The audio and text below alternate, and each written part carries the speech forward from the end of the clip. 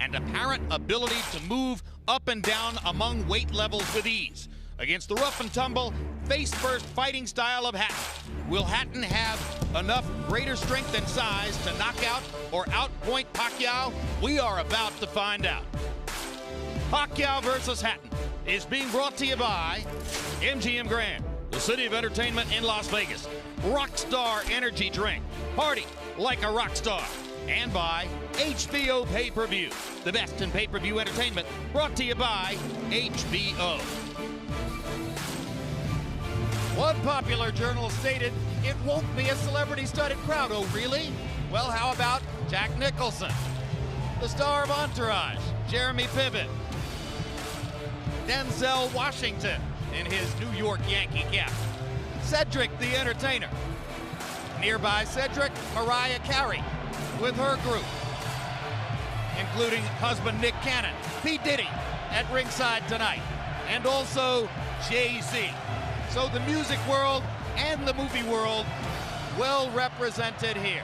Now quickly, let's take a look at the 140-pound weight class where Ricky Hatton is the linear champion and Manny Pacquiao is about to appear for the first time.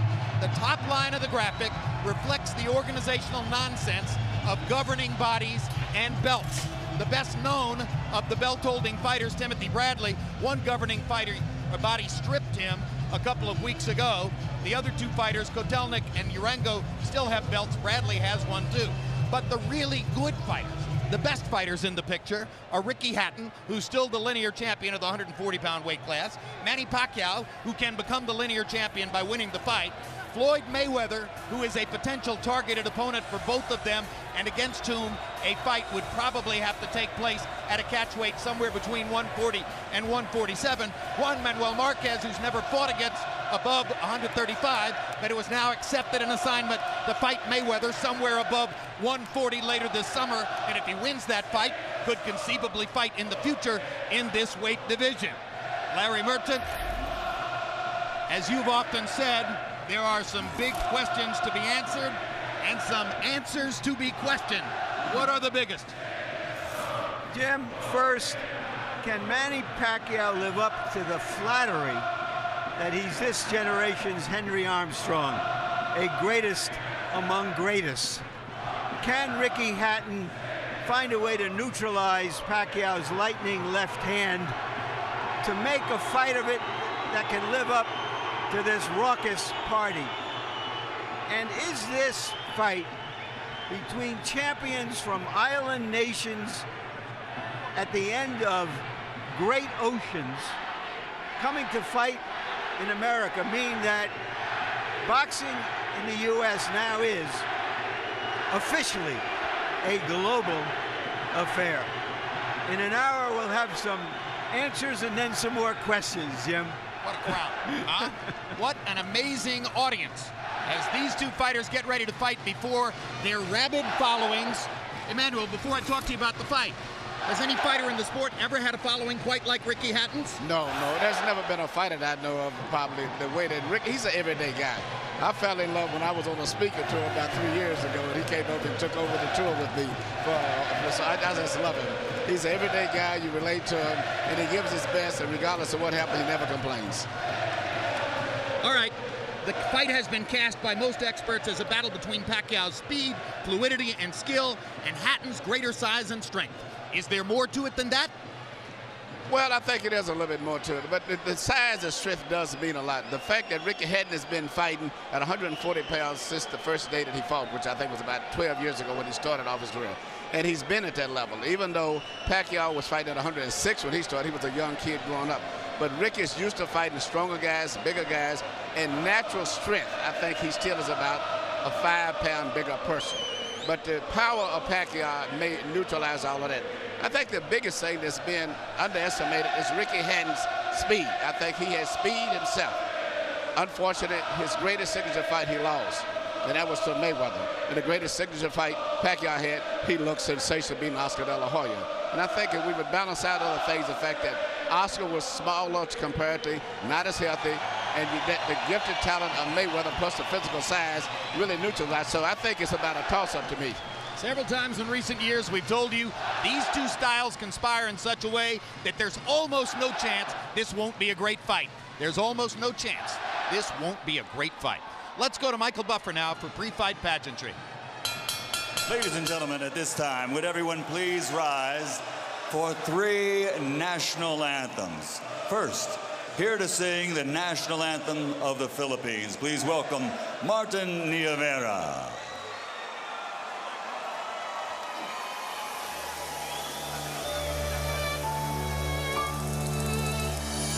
Bayang magiliw, belas ng silangan, alaw ng puso, sa dibdib mo'y buhay.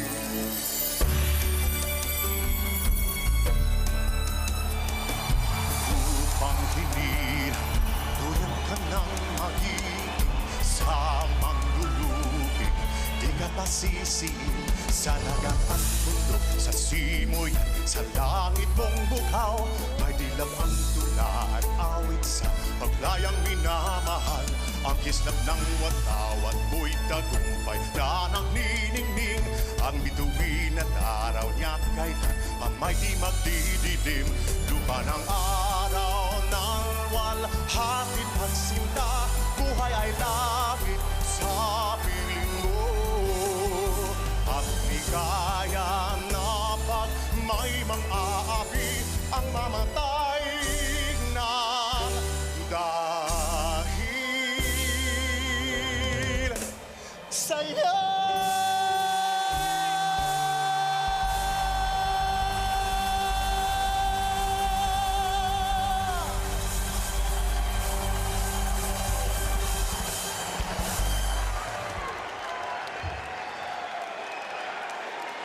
Now, ladies and gentlemen, here to sing God Save the Queen, Sir Tom Jones.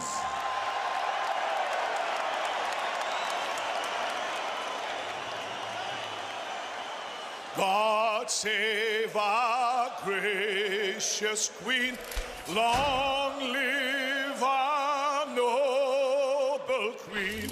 God save our Queen, send her victorious, happy and glorious, long to reign over us.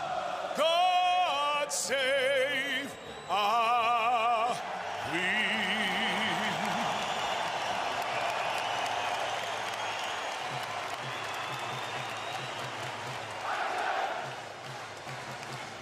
Now, ladies and gentlemen, please remain standing. Gentlemen, remove your caps.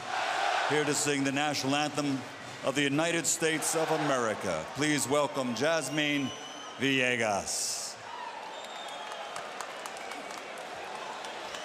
Oh, say, can you see by the dawn's early light what so proudly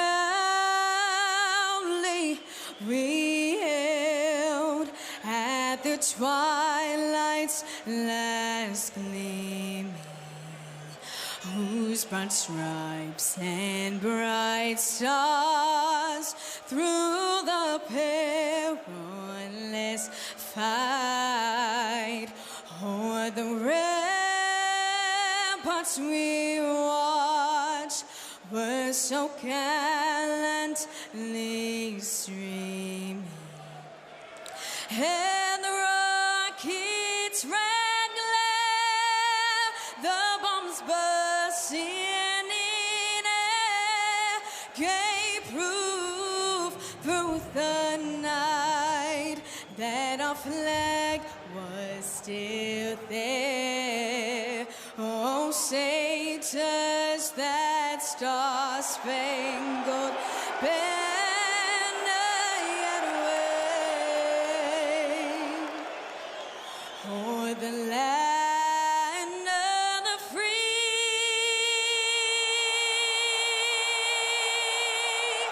and the home of the brave.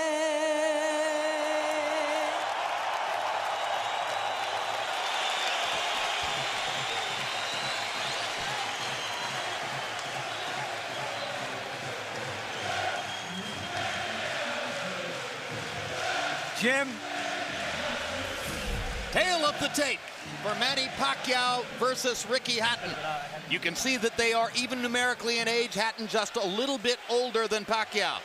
A 1-inch height advantage to the Filipino fighter, who is regarded by many as the smaller man. Arm length advantage also to Pacquiao by 1 inch measured from the armpit to the end of the fist. Hatton weighed in right on the 140-pound weight limit, so familiar to him throughout his entire career. Pacquiao was 2 pounds under at 138 tonight unofficially. Pacquiao goes up 10 pounds to 148. Hatton goes up 12 pounds to 152 unofficially. A 4-round weight advantage in the ring for Ricky Hatton. Rules of the bout with our unofficial ringside scorer, Harold Letterman. The Manny Pacquiao-Ricky Hatton fight is scheduled for 12 rounds using the unified rules of the Association of Boxing Commissions.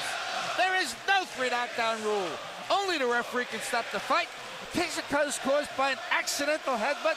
We go to the scorecards. If the 4 rounds have been completed, and you cannot be saved by the bell in any round, including the 12th and final round. Jim.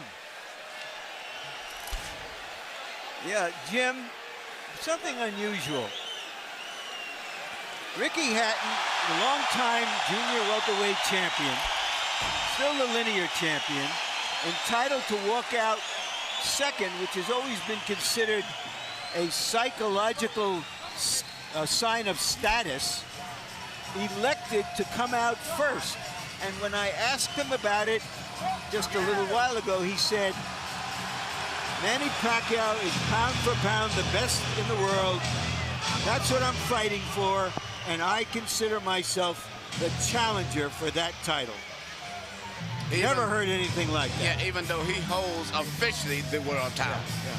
That's a lot of humbleness on his part. Well, it also goes to show you that Ricky Hatton is a brilliant marketer who understands how to cast the stakes here in the highest possible region and how to make the fight seem the most important it can possibly seem. Ricky Hatton knows how to attract fans. That's 100% clear. And incidentally, there was almost an outburst during the national anthem when his picture appeared on the big monitor in the arena.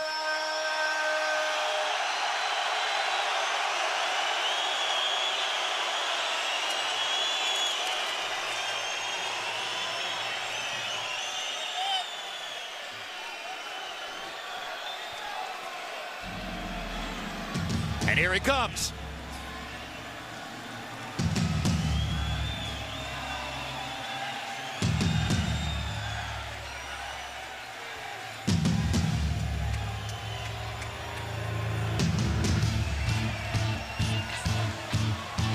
They say he's never seen a salad. That's why he's fat. He's never been on a diet. Aren't we accustomed to hearing Blue Moon at this point? And the frequent tribute to Hatton's father's background with the Manchester City soccer team? This entrance has been changed up. Another change-up. Tonight he's here for you. And his fans don't seem to know exactly how to react. They're waiting for Blue Moon.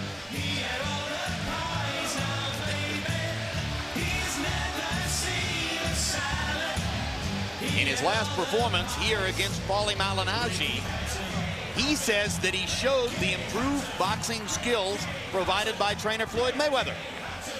And said that he returned to the scene of the crime when he lost to Mayweather to get rid of the evidence. One question surrounding tonight's bout. Will he actually try to box, or will he throw himself at Pacquiao and try to establish physical advantages early? And now here comes Blue Moon.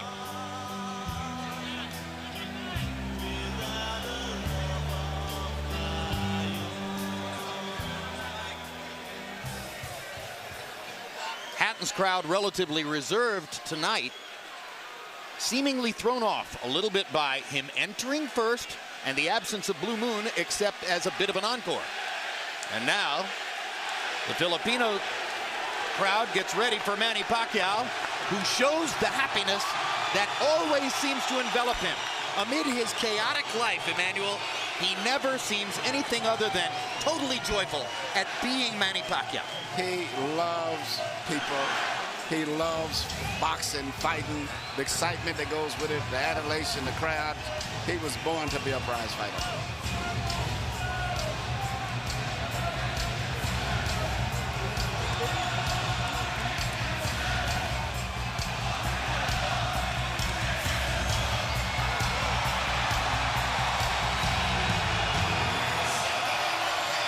Neither one of these fighters walks to the ring like they think it's the last mile.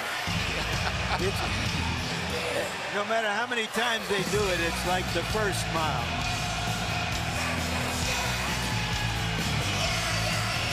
Among other things, they're going to each make a minimum of $12 million, which should put a smile on anyone's face.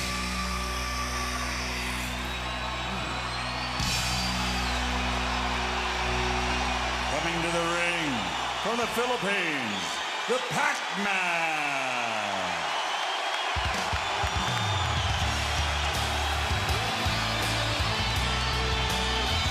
Just over Pacquiao's right shoulder, Michael Moore, one-time heavyweight champion of the world, and now the apparently anointed inheritor somewhere down the road to Freddie Roach's training operation. Yeah, they've done a great job. Seem to have a good chemistry between the three of them. And there's Freddie from behind, making himself almost inconspicuous somewhere in the Pacquiao entourage. So much of the build-up to the fight has centered on the two trainers. For his part, Roach was visibly relieved after the weigh-in yesterday, saying, okay, from now on it's about the fighters. Thank heaven for that. Well, we have two non-American fighters, 2 American trainers, 3 American judges. And the trainers have been the subplot, and they've made it even bigger than anybody anticipated. One big credit hanging over the fight for Pacquiao. How much credit truly does he deserve for his conquest of De La Hoya? Did it prove that he could beat a quality bigger man? Or did it prove only that he could batter the shell of what once was De La Hoya? Let's go to Michael Buffer now for the official introduction. Ladies and gentlemen, from the MGM Grand of Las Vegas, Bob Arum's Top Rank Incorporated and Oscar De La Hoya's Golden Boy Promotions, in association with MP Promotions and Hatton Promotions, are proud to present the main event of the evening. 12 rounds of boxing for the IBO and Ring Magazine Light Welterweight Championship of the World. Sponsored by Rockstar, party like a rock star. Tecate, cerveza con carácter. Southwest Airlines, low fares, no hidden fees, and smart communications. Sanctioned by the Nevada State Athletic Commission, Chairman Bill Brady, Executive Director Keith Kaiser, IBO President Ed Levine. At ringside, the 3 judges scoring this bout, Michael Pernick, C.J. Ross, and Glenn Trowbridge. And inside the ring, your referee in charge of the action at the bell, Kenny Bayless. And now, with their places secured in the Hall of Fame, only one can become victorious tonight. So from the MGM Grand of Las Vegas, for the thousands in attendance and the millions watching around the world, ladies and gentlemen, let's get ready to rumble!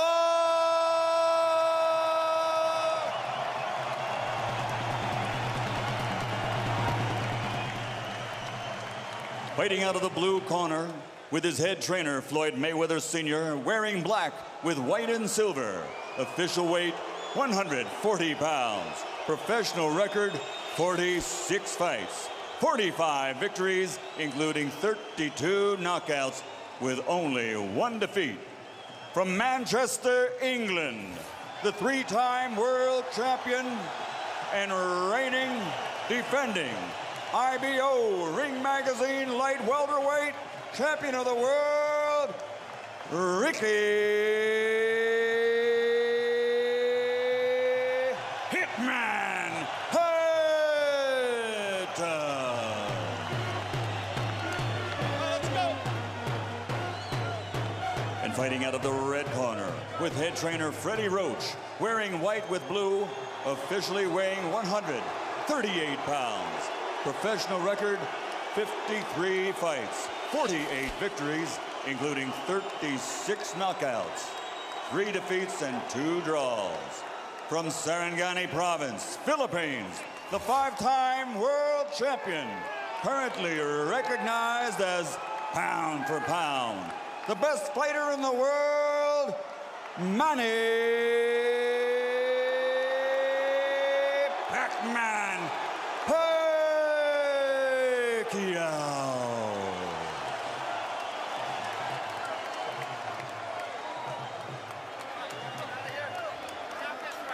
Hey, right here. Hey, good job.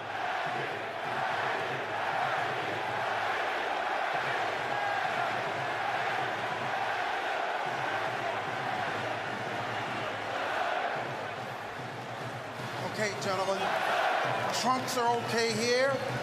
Trunks are okay here. Now, gentlemen, we went over the rules in the dressing room. I want to caution you to keep the fight clean at all times, protect yourself at all times, and what I say you must obey. Good luck. Touch up. All right.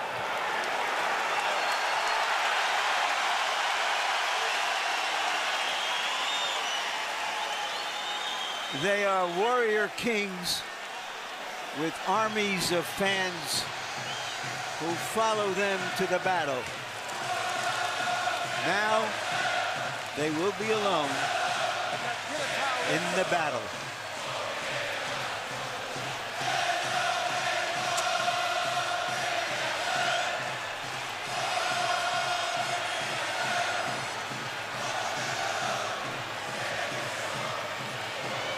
After a long publicity tour and a lot of exposure to each other, they are genuinely friendly. They like each other. It should not show up in the fight. No.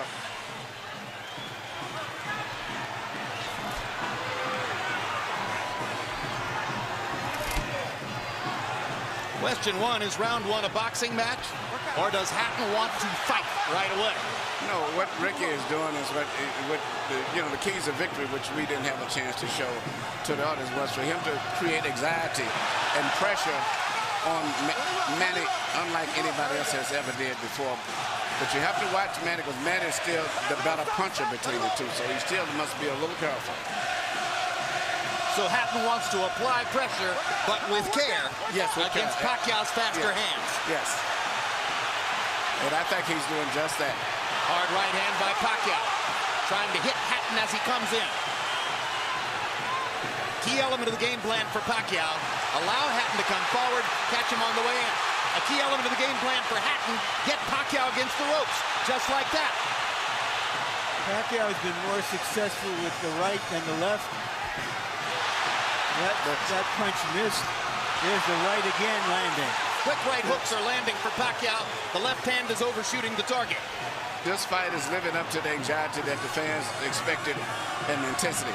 It's going to be an important factor to see how Kitty Bayless handles this fight, because it could be exciting and it could end up being a very wrestling type match also. Straight right hand for Hatton, glazed across the face of Pacquiao. Hatton's face is already red.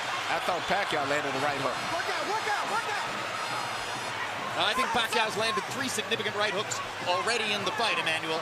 It's definitely been his best punch early. Straight jab lands for Pacquiao. Which again shows that he's no longer a one-punch puncher.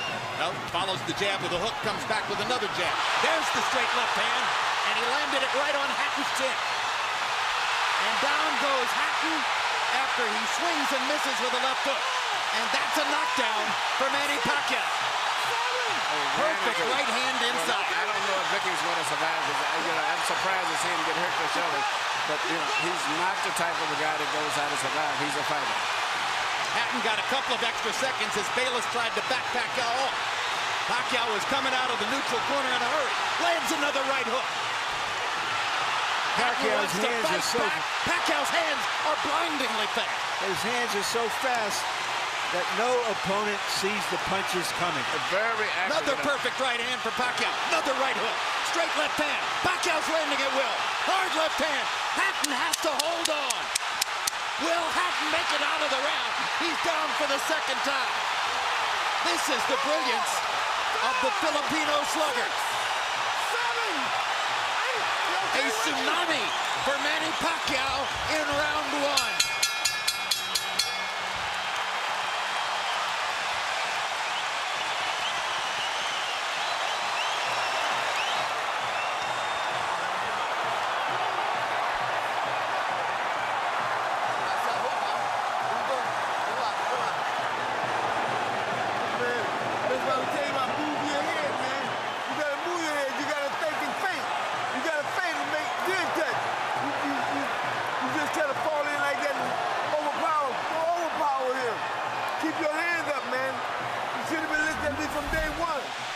Here's the first knockdown, Emmanuel.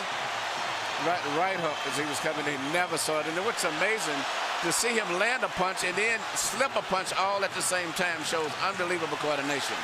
The issue has always been timing. Whether Hatton could get to Pacquiao and avoid these kinds of clean punches. CompuBox numbers in round one, utterly devastating to Pacquiao's chances. Pacquiao is 35 out of 62, 31 out of 52 power shots. Hatton only 8 out of 33.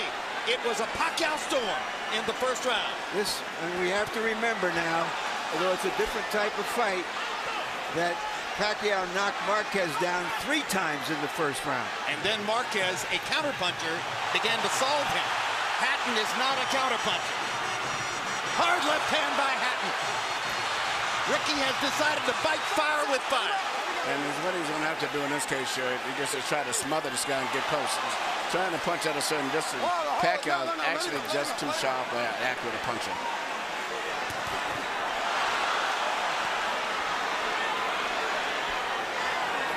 You heard Floyd Mayweather saying to Hatton, you can't just jump all over him.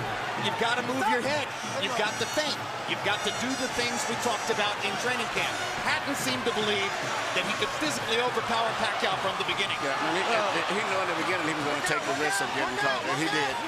Because, you know, coming in, Pacquiao still is the puncher. The physical strength is still with Hatton, but the punch is still Pacquiao. Hard left hand by Pacquiao. Stunned Hatton and knocked him back. Look at the brilliant accuracy of Manny Pacquiao, landing with both right and left hands. Misses the right hook there. What Ricky needs to do is to smother him. He cannot see to deal with those punches. He needs to push him. Just what he's doing now. Good left hook inside by Hatton. And then he closed down Pacquiao's left side. Hard right hand again by Pacquiao. Ricky can't see the hook coming. Right behind the head. All right, okay. Kenny Bayless warns Hatton for holding behind the head. In Hatton's most famous victory over Costazoo, he just smothered him and didn't allow him to get off. He can't seem to be able to get close enough to Pacquiao often enough to do that. And Pacquiao's hands are so quick. That's the point. Costazoo had about a quarter of the speed of Manny Pacquiao. Pacquiao's blinding speed that sets him apart. As well as his head movement. His head movement is just phenomenal. I don't think he's landed too much out of that exchange, but it's just his ability to punch, maintain balance, which he used to couldn't do. And his head movement is just too difficult for Hatton to time. I think Pacquiao may have spent the first 2 minutes of this round thinking knockout and allowed himself to get a little wild. Now he goes back to more precision, lands a hard body shot. But Ricky isn't moving his head too much still. His head is still right there.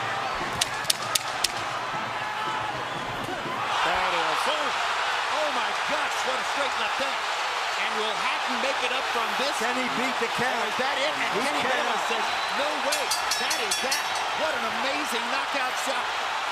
That is the most spectacular one-punch shot of Manny Pacquiao's incredible career. Any fighter.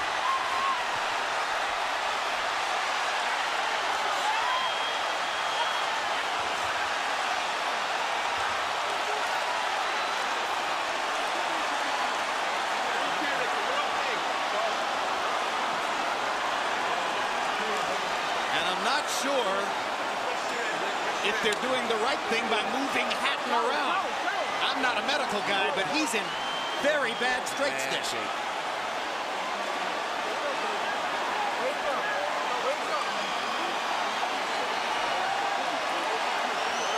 Once Pacquiao stopped thinking knockout and went back to boxing, then he got the knockout. He timed him just right. Timed with a perfect left-hand shot that he's coming in. Landing 34 of his last 53 power shots. 64%. And you know, Jim, the interesting thing is, before this fight tonight, he had shown this kind of power against the best featherweights, Barrera, Morales. Take a look at this. Take a look at this. This is a perfect time. That was super slow motion. Yeah, and he never saw timed him coming in. It's the first time he's knocked out somebody like this since he was at 130 pounds. And Hatton's head hit the canvas very hard. He was knocked out as soon as the punch Double landed. jeopardy. He was unconscious from the moment he caught that shot.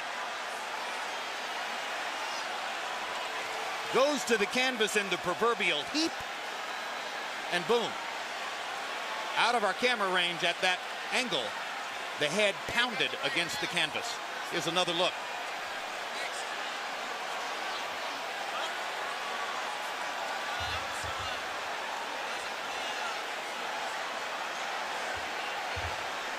So Floyd Mayweather made his statement on a podium this morning, saying, "I'm back and I'm still the best." Manny Pacquiao makes his statement right here in the ring, knocking out Ricky Hatton. And his trainer, Freddie Roach, had predicted it would not go past 3 rounds. Carol Hatton is sitting down. Ray Hatton is standing up in the white shirt looking away at the left corner of your screen. That's the Hatton family area in the crowd. They're hoping that their son is going to be all right. That's Hatton's fiance, Jennifer, in the red dress. And you can see the emotion on her face at this very moment. There's Ricky.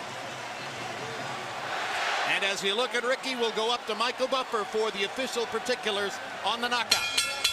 Ladies and gentlemen, from the MGM Grand of Las Vegas, the end comes at 2 minutes, 59 seconds, round number 2. The winner by TKO victory. And now, the new IBO and Ring Magazine light welterweight champion of the world, and still, pound for pound, the best in the world, Manny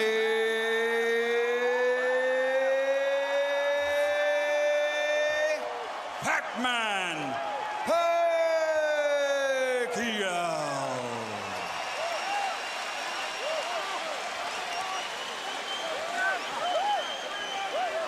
Two men have gotten the best of Ricky Hatton in his 47-fight career.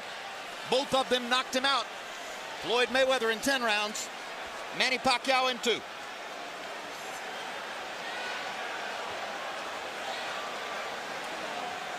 And all credit to Pacquiao's trainer, Freddie Roach, who was angry about the publicity, angry at everything that Hatton's trainer said about him, and said, my man will knock out Ricky Hatton within 3 rounds. He did it.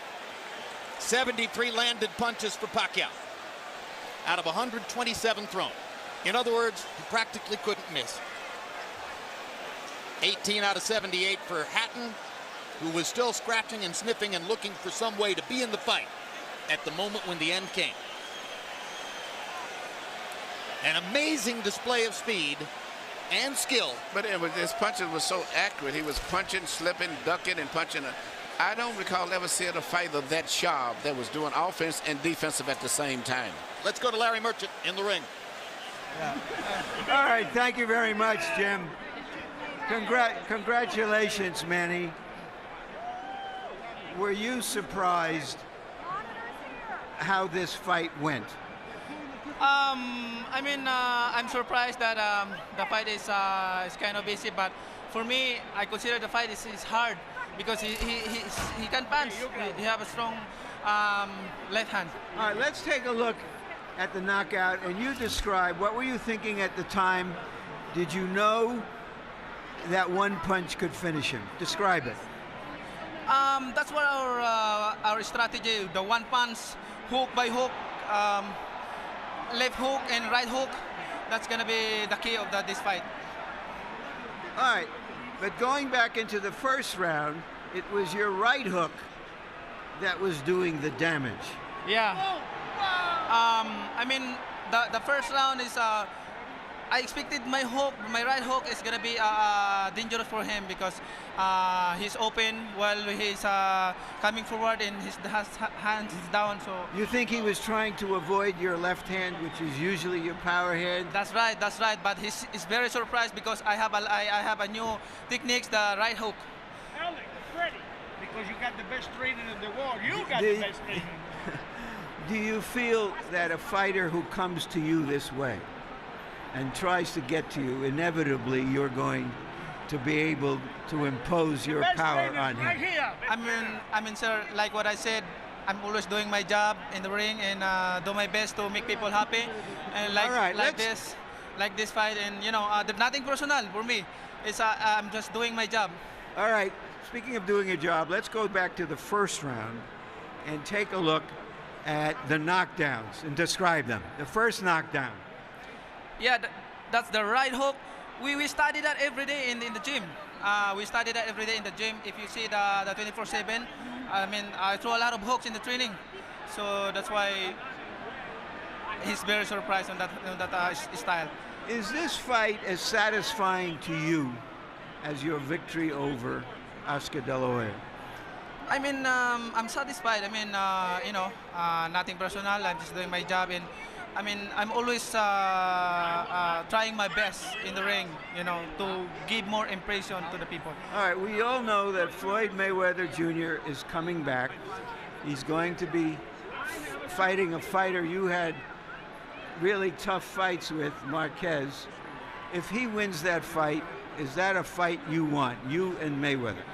Well, I can fight anybody, you know. It depends how's my promoter's negotiations are, and I'm just fighter and doing my job, training, and keep 100% in that fight. All right, thank you very much again for a great fight. Thank you, sir, and I hope everybody happy. Thank you very much to all of you guys who coming here tonight. Thank you. Manny being Manny, and this is Freddie Roach being Freddie Roach. You predicted a third round knockout. I don't think we're going to hold it against you that you were wrong by a round.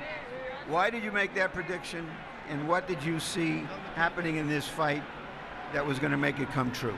Well, every time Ricky throws his left hand, he pulls it back and cocks it, and he's wide open for a short right hook on the inside from a southpaw stance. And we worked on that every day in the gym, the timing shot, and it just worked beautiful.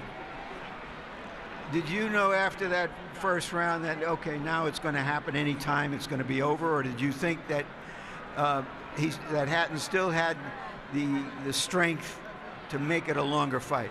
No, I knew it was over because Ricky doesn't have the ability, it seems like, to adjust. He fights the same way over and over again. I've watched tapes of him for the last 2.5 months. I know him pretty well. What do you think about the possibility of Manny fighting Mayweather should Mayweather beat Marquez in July? I think it's a very good possibility. It's a fight that if the fans want to see it, I think everyone, it's a natural fight out there. The two best fighters in the world. I think it'd be a great fight. Thank you very much, Freddie. You. Jim? Thank you very much. And by the way, one of the stories which surrounds Manny Pacquiao, visible there, and that is that Freddie Roach's battle with Parkinson's ongoing. Is probably getting more difficult. That's one of the reasons Michael Moore has been brought in to help train Freddie, or help Freddie train Manny Pacquiao. But what an amazing marriage Pacquiao and Roach have forged, and it was visible in the way he used all of his techniques to beat Hatton here. You know, this is Freddie Roach's signature fighter. You know, everybody has the one fighter that you're identified with. I've had three between Thomas Hearns and Lennox and now Klitschko, but the chemistry between them is just fantastic. And, you know, he worked with Mike Tyson, he worked with James Toney, but it was not the same. But Freddie Roach is really into this guy, and they're working on combinations, and everything that Freddie wants to teach him, he learns, he catches on to it. It's a great, great marriage, and this Manny Pacquiao is something else. I'm just thinking, since he landed here and he fought the guy from Ledwaba, and since he came here, I mean, all of the great fights he's been in, I'm just thinking about him, Morales, Barrera, and the Marquez, and De La Hoya. And now it's fighting Ricky. 3 with Morales. Legendary 2 wars. with Barrera. 2 with Marquez. Amazing career. He is the pound-for-pound champion as far as I'm concerned, because he's earned it the hard way from 122 pounds up to 140 pounds. He hasn't ducked anybody. And here's the most amazing part to me, Emmanuel. His life is visible chaos. I mean, there are very few of us on the planet who will have to put up with as much in terms of responsibility and the confusion which surrounds him and the difficulties that he faces naturally from his upbringing and the country in which he lives than Manny Pacquiao. And he hit the big time about 5 or 6 years ago. And since that time, he has evolved from being essentially a double jab left cross fighter to a guy who can do anything. So good now with his right hand that you could probably tie his left hand behind his back, and he would still be tremendously difficult for a lot of people to beat. What a learning curve. He can do everything. That's what makes him so complicated. Yeah, and he's obviously very smart. Yeah, he can do it. Feet, hands, uppercut, jab, body punches, head movement, footwork, everything. He's got it all. All right, we had hoped that Larry Merchant was going to be able to get a brief word with Ricky Hatton, but what we've been told is that Hatton isn't feeling well enough to be interviewed by Larry and is going to go to the dressing room from there, most likely after a knockout like that. I assume he gets taken to the hospital and examined for any subdural difficulty, any brain difficulty, which ought to be the case. Ricky's a brilliant and brave fighter. For his part, Emmanuel, he hired Floyd Mayweather ostensibly to become a better boxer and to achieve a broader range of skills. Wasn't that really unrealistic in retrospect? Well, you can't change everything, especially when you're an over-aggressive fighter the way that he is. In both of his losses, he ran into punches, so to say. His big loss, he walked in, he just overly aggressively loses his balance, and his mind gets so much set on offense, he doesn't think about defense. But nevertheless, he's been a great, exciting fighter. He's been great for boxing and brought a lot of excitement here to Las Vegas. Whether it's a rematch against Marquez, and a lot of people want to see that third fight, or it's a battle against Floyd Mayweather if Mayweather is able to beat Marquez in July. Will Pacquiao be the favorite against either guy, even though Mayweather, coming back from a year off, is demonstrably larger than Manny? That's a great, great, great question. I think he would be against Marquez. I think against Floyd. I think Floyd still is a skillful, talented fighter that the public respects, and the physical size, I think, would be a factor. I think it would be like a toss-up. Maybe they may favor Floyd. But I don't know. Pacquiao's won the hearts of so many people that, hearts and emotions get to the way of betting sometimes and common sense. So I don't know. All right, and as we talk about Manny Pacquiao and his prospects, you watch Ricky Hatton, vanquished hero 2000s, headed off to his dressing room. Emmanuel, thanks very much. Let's turn to Larry Merchant, who's now made it back from what was a really wild crowd in the ring, and your final thoughts on this brilliant performance by Pacquiao.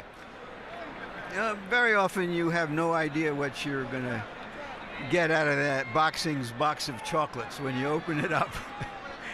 But this was an occasion when many people thought, well, we were going to get some cherries with chocolate on it, and that the burden of proof was on Hatton to show that he could come forward and survive the early rounds to make it a long, hard fight. And he couldn't. Earlier we asked the question, can Manny Pacquiao live up to the flattery of being called this generation's Henry Armstrong? Once again, we got the answer. Indeed. Pacquiao lives up to all the expectations and more. Bottom line, Manny Pacquiao ranks as the #1 pound-for-pound fighter in the sport. Ricky Hatton was an applicant for that position. His application has now been tabled or sent to the circular file. Next up, Floyd Mayweather, the returning pound-for-pound #1, against Juan Manuel Marquez, who is the pound-for-pound #2, with Pacquiao waiting in the wings to see what happens. It's maybe just the beginning of an ongoing great story, and yet another brilliant performance to put into the time capsule for surely the most exciting fighter of this era, the knockout Filipino, Manny Pacquiao. Thanks very much for being with us on this HBO pay-per-view demonstration, or presentation, I should say. Pacquiao versus Hatton has been brought to you by MGM Grand, the city of entertainment in Las Vegas. Rockstar Energy Drink, party like a rock star. Tecate Beer, cerveza con character. Southwest Airlines, low fares, no hidden fees. And also HBO pay-per-view. the best in pay-per-view entertainment, brought to you by HBO. We'd also like to thank the following internet partners. Now for our entire crew, I'm Jim Lampley saying so long from Las Vegas, Nevada.